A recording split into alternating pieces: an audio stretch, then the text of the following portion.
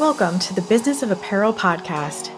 This is the place to learn how to start and scale your own apparel brand and fill it with loyal customers for years to come. I'm your host, Rachel Erickson, owner and CEO of Unmarked Street, and I can't wait to share this episode with you. Welcome back to the Business of Apparel podcast. Today, I want to do a short but important little episode for you all about naming your apparel products. So we talk a lot here about budgeting and line planning and doing all of those big ticket entrepreneurial small business CEO kind of things that you need to be doing as you run your business. And one thing that I tend to find very few people talking about in this industry or even giving you advice online is about naming your products. Now, you might think that this is like a really mundane, super simple task, and I'm here to tell you that naming your products can become one of the most complicated things that you do in your business if you don't set it up properly from the beginning. And so first, I want to tell you a little bit of a story into why I like to talk about this as a really key, important subject. When I was working back at corporate quite a few years ago, there was a time where we had a new leadership team come in.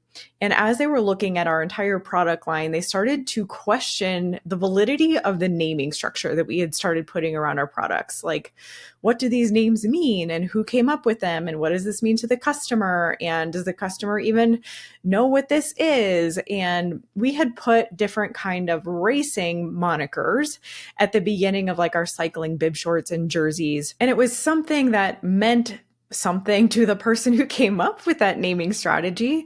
But many years had passed that since then. That entire team was no longer even employed at the company. And as we were looking at all of the different naming structure, we were starting to understand that maybe it wasn't clear to our customer. It wasn't even very clear to us.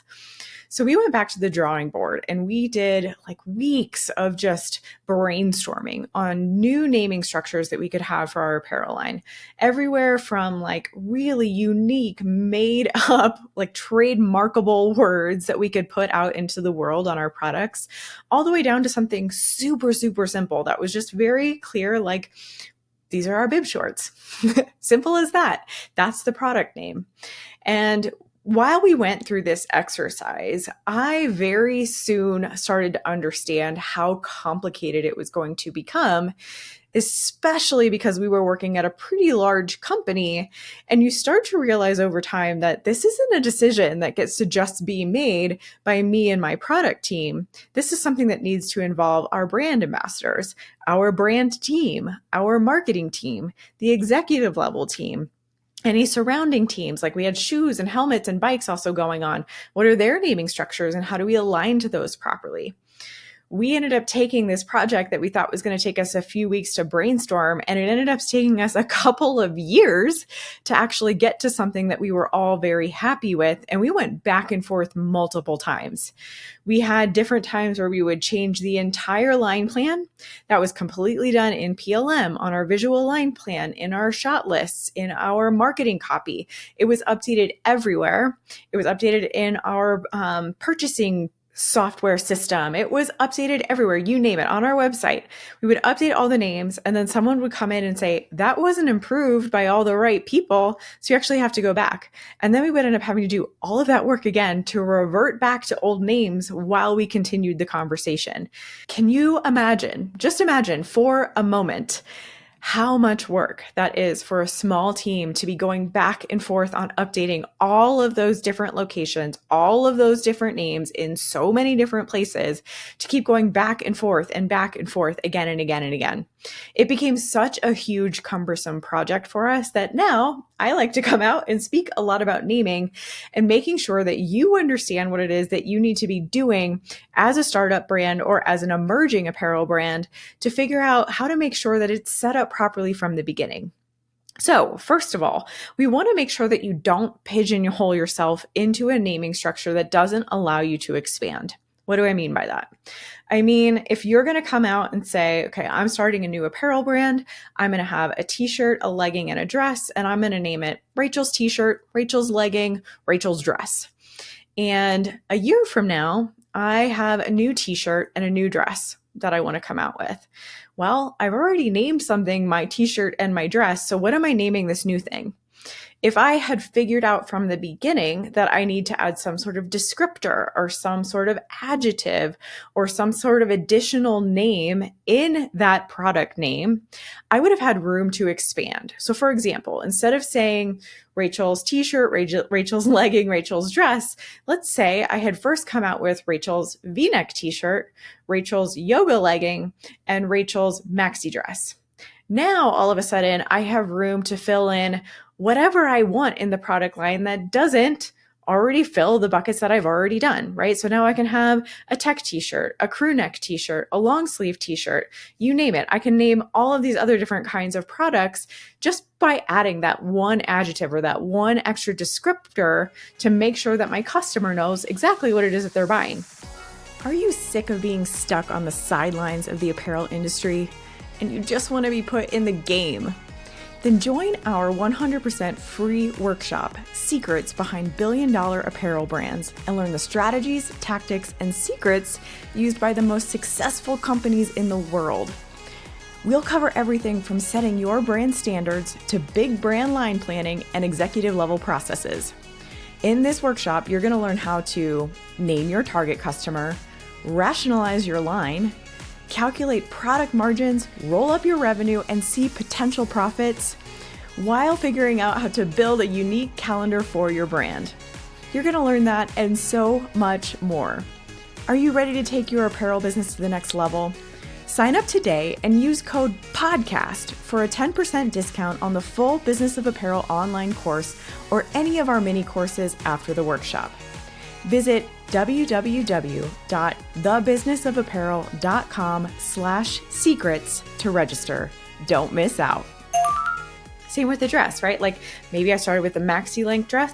Now I can have a long sleeve dress. Now I can have a mini dress. Now I can have a pencil skirt dress. I mean, it just opens you up to so many more opportunities if you think about that from the beginning. When I used to work at Fossil, we used to use a really special naming system where we would name things after men's names if it was a men's product and women's names if it was a women's product. So we would have like the Emma jean and the Lucy dress and the Claire jacket. And because of that, we had like baby name books all over the office so that when we were naming new product, we could go to the book and try to find some new names for our products. And that was a really unique way because we always had a different name for the products that we were putting out that were new. The issue with what we were doing at Fossil is that it never really told our customer anything about the product. Like the Lucy dress doesn't really mean anything other than it is a dress.